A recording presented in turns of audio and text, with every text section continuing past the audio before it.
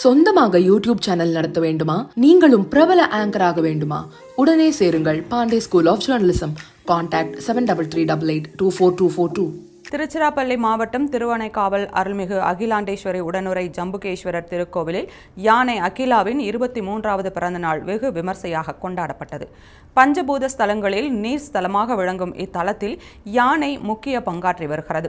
ஒவ்வொரு பூஜை நேரத்திலும் கோவில் யானையான அகிலா புனித நீரை கொண்டு வந்து அபிஷேகத்தில் பங்கேற்கும் தவிர்க்க முடியாத பக்தி நிகழ்வாக உள்ளது.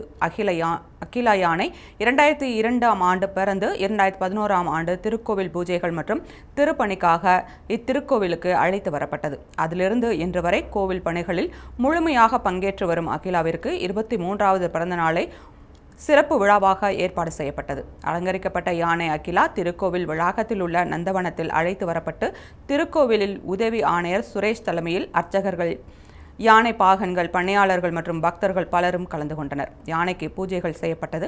பின்னர் பழங்கள், காய்கறிகள், கடலை மிட்டாய், கொழுக்கட்டை உள்ளிட்ட பல்வேறு வகை உணவுகள் வழங்கப்பட்டன. பக்தர்கள் ஒரு சேர அகிலாவிற்கு பிறந்த நாள் வாழ்த்து தெரிவித்தனர்.